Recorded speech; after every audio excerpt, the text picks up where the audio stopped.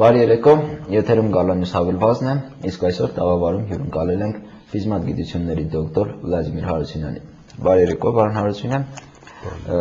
Այսօր երևի մենք խոսենք մի քանի խնդիրների շուրջ, եւ ես կուզենայի որպես հասարակություն ներկայացնող անձնավորություն, գիտական այսպես շրջանակներ, անդրադառնալ այսպես կոչված բարի դրացիական հարաբերությունների մեր հարևանների հետ, քանի որ նամանավանդ վերջին տարվա ընթացքում երևի թոփ թեման լրատվամիջոցների խաղաղ եւ համերաշխ հարաբերություններն էր մեր այսպես շագերտների մեջ կամ շագերտների ողերի թշնամիների հետ Թուրքիա եւ Ադրբեջան։ Վերջին շրջանում կարծես այդ ռետորիկան մի քիչ իջել է, բայց այնուամենայնիվ իրադարձություններ են տեղի ունենում, որոնք կարծես թե տեղավորվում են բարի դրացիական հարաբերություններ հաստատելու տրամաբանության մեջ։ Եվ այդ այցելություններից մեկը երևի վերջերս ամենայն հայոց կաթողիկոսի այցներ Բաքու, այնտեղ հոգևոր ինչ-որ վեաժողովի մասնակցելու։ Դուք որպես մտավորական սա գնահատում եք որպես բարի դրացիական հարաբերություններ հաստատելու ինչ-որ մի քայլ, որը էապես կարող է նպաստել հետագայում մեր լարված հարաբերությունների թուլացմանը։ Ուրեմն, ինչ վերաբերում է բարի դրացիական հարաբերություններին հարևան պետությունների ժողովուրդների հետ, ոնց որ ցանկացած մարդ, ցանկացած անձնավորություն բարդավոր է իր հարևանների հետ ունենալ բարի դրացիական հարաբերություններ, նույն ձևով էլ ցանկացած պետության, ասենք, տարածաշրջանային քաղաքականության հիմնախնդիրներից մեկը պետք է լինի հարևանների հետ նորմալ բարի դրացիական հարաբերություններ հաստատելու այդ ձգտումը։ Բայց եթե պատկերավոր ասենք,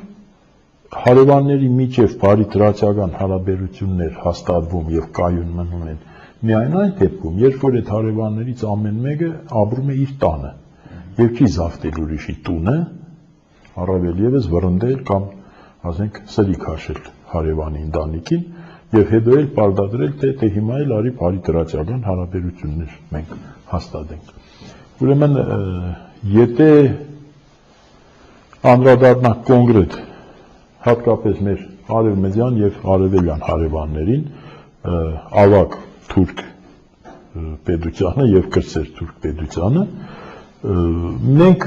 անհրաժեշտություն ունենք նրանց հետ ունենալ բարի դրացիական հարաբերություններ, բայց ինչ գնով եւ ասենք ինչը մոռանալով, ինչը զոհելով, ինչը ստանալով։ Այսօրվա դրությամբ, եթե մենք շատ չերկարացնենք, փաստորեն հայ-թուրքական այդ արձանագրությունների հաստատումը, վավերացումը անորոշ ժամանակով հետաձգվեց, թե ինչքանով ասենք դրա վավերացումը իրոք մեզ օգուտ էր, դա այլ քննարկման հարց է, բայց կյանքը ցույց տվեց, որ նույնիսկ այն վիճակով, ինչ որ մեր ժողովուրդը դժգոհ էր խիստ, այդ վիճակով նույնիսկ Թուրքիան չուզեցավ այդ վավերացումը իրականացնել։ Եվ փաստորեն արդյունքը եղավ այն, որ տարիներ շարունակ ինչի մասին որ հատկապես Ադրբեջանը երազում էր, որ Թուրքիան դառնա Ղարաբաղյան հարցում գործունյա խաղացող, դա իրականացավ։ Մեր անմիջական մեր նախաձեռնությամբ, մեր ոնց ասում է թողտվությամբ, մեր կանչով, փաստորեն, եւ այսօր մի իրավիճակ է ստեղծվել, երբ որ ասենք այդ նույն հարցը, որը վերաբերում է ոչ միայն Ղարաբաղին, դա համայն հայությանն է վերաբերում եւ մեր Հայաստանի Հանրապետությանը, փաստորեն պատկերավոր ասած մեծ տերությունների նման, ոնց որ ժամանակին Գերմանիայի, ջախջախվող Գերմանիայի ճակատագիրն էին որոշում Յալտայում, Թերանում, Պոզդամում, այսօր երբ հանդիպում են Ղարաբաղի հարցն են քննարկում, Հայաստանի հարցն են քննարկում։ Մենք դիտորդի կարգավիճակում։ Մենք, ոչ դիտորդը մեզ երևի շատ է ասելը, պարզապես սպասողի, թե ինչ է բերելու ճակատագիրը մեզ։ Հիմա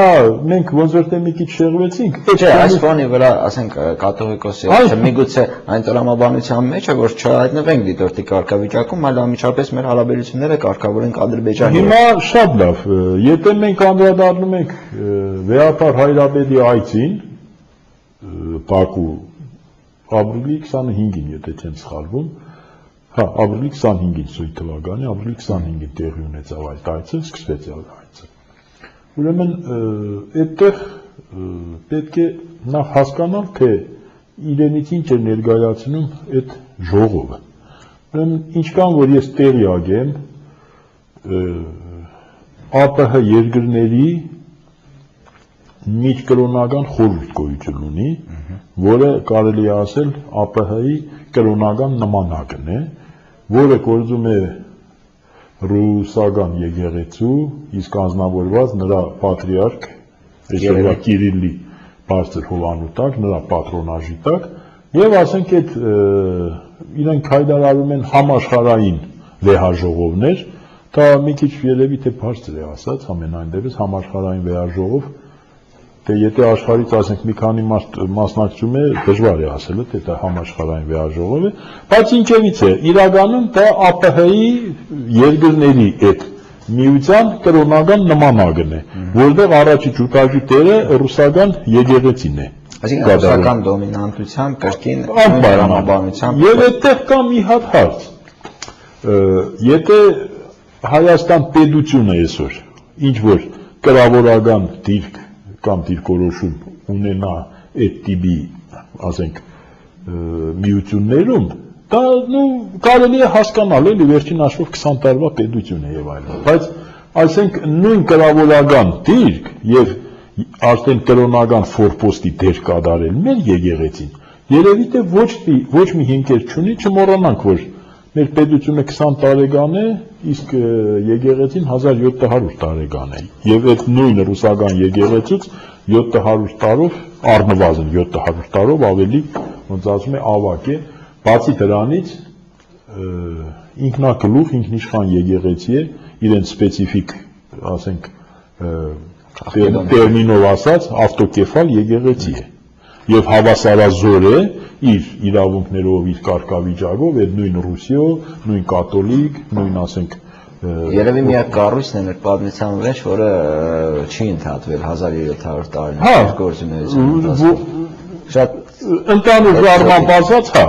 պահեր են եղել, ասենք, քաղաքեդոնականության որոշ ինչ-որ, ասենք, թափանցում հայ իրականության մեջ եւ այլն, բայց դա արդեն շատ ավելի նուրբ բարձր են։ Այսինքն ես ուզում եմ ասել, որ իրավիճակը այն չէ, եթե ասենք Մեդվեդևը կամ Պուտինը կարող է Հայաստանի նախագահային մի բան ասեն եւ նա ինչ որ